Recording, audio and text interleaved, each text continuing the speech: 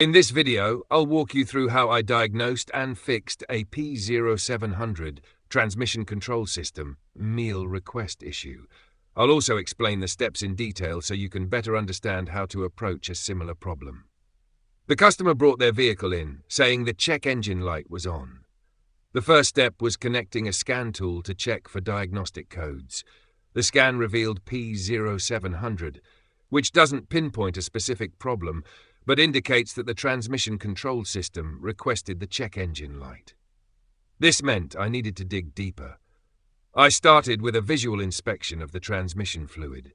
The fluid level was correct, but the fluid itself was dirty, which can sometimes indicate internal wear or contamination. Transmission fluid plays a vital role in cooling, lubricating, and transmitting hydraulic power, so dirty fluid is never a good sign. To gather more data, I performed a road test while monitoring live data on the scan tool.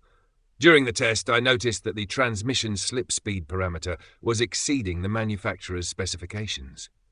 Slip speed measures the difference between the input and output speeds of the transmission and can indicate issues like worn clutches or poor pressure control.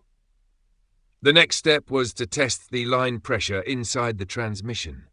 I connected an oil pressure gauge to the line pressure test port and used the scan tool to command the transmission pressure control solenoid to increase the pressure. However, the actual pressure reading on the gauge didn't match the commanded pressure from the scan tool. This mismatch confirmed a problem with the transmission's ability to generate or maintain proper hydraulic pressure. To investigate further, I removed the transmission pan for a closer look. Inside, I found excessive metal shavings and clutch material, a clear indication of internal transmission damage. These materials often come from worn-out clutches or gears, confirming the transmission assembly was failing internally. With all these tests and findings, I determined that the only solution was to replace the transmission assembly. After installing the new transmission, I cleared the fault codes, performed another road test, and verified that the vehicle was operating correctly. The check engine light stayed off, and no fault codes returned.